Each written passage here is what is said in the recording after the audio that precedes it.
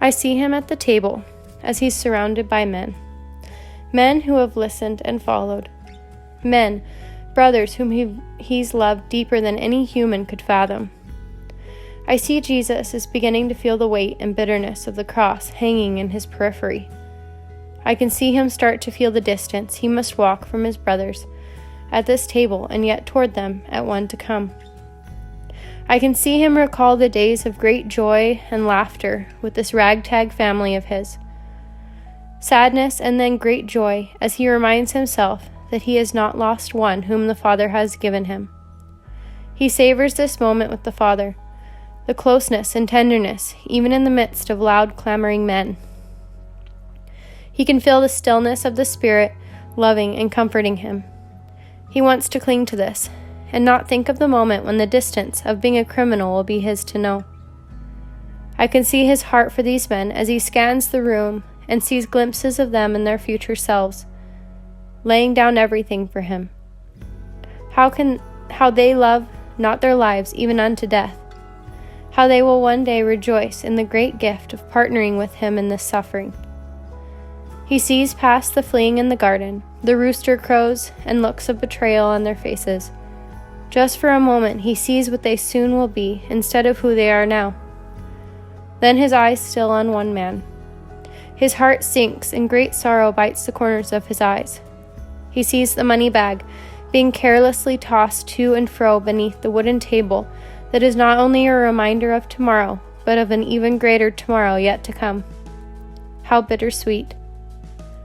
I see the intense love and remorse that he feels as he looks into the eyes of his betrayer, and the realization that soon, looking into those eyes will mean gazing into the eyes of Satan himself.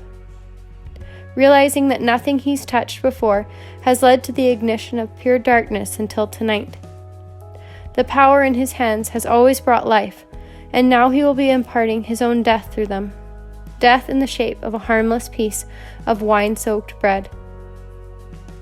In his heart, I hear him thank his Father for this man. I hear him thank him for the short moments he got to love this man, and I feel his heart break. He's never had misguided anger. The depths of his love are far too great for that. I see him stand to his feet and wrap a towel around his waist. I see the part of the story we never read, where he kneels before this man, unstraps his sandals, and begins to wash his feet. The feet of the only one whom he knows will never be clean. It's not a demonstration. He's not setting an example with him. Jesus is actually saying his deepest and truest, "I love you" and "goodbye" to the one who's already chosen the other side.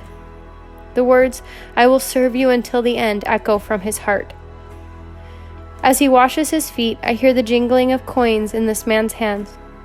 Even in this sacred moment, the melody of self and pride hums louder in Judas's ears than the cascading echoes of love and sacrifice washing over his feet. And still Jesus washes. Knowing every thought and intent of the heart, he continues to make one of the greatest gestures of love to someone who will never love in return. Fast forward to the table, where Jesus is reclining with his most beloved brothers, some laying upon his breast even. The love and intimacy of this moment isn't even painted accurately in our imaginations. I see Jesus hand the bread to Judas and feel the final goodbye hanging in the air as that serpent of old, the accuser of the brethren, steals away the heart and soul of his friend.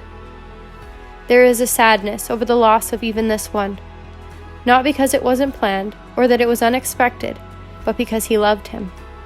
But we know what Sunday brings.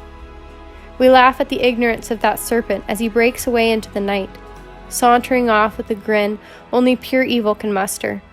He truly believes he has somehow crafted this plan and could win now. But it's Jesus who lets him slip out the door with money bag in hand, knowing he has set in motion the greatest act of love this world will ever see, the great rescue. As we sit and envision this moment in our imaginations, it's so easy to hang Judas in our minds, to be filled with anger and maybe even betrayal over what he's done, to see his graphic death that we have read about and applaud the gruesome details of it all.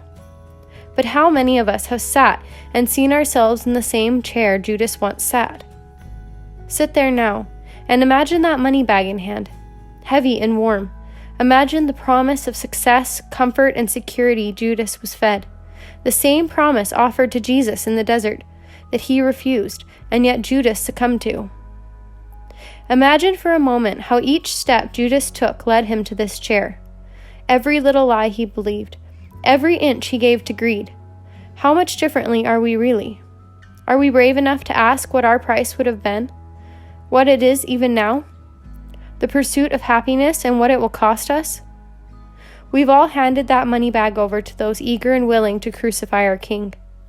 We've all played the same part of betrayal. We've all been the mockers and soldiers bidding for his garments. We've all pressed the vinegar into his wounds. To compare our lives and place ourselves any higher than Judas is a cruel deception. We've all stood on the mountain tops of this world and have been enticed with self.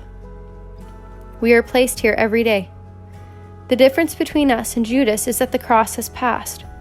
We have a choice now to no longer choose self, to throw down the money bag, and to take up our own cross and follow the only one worth following.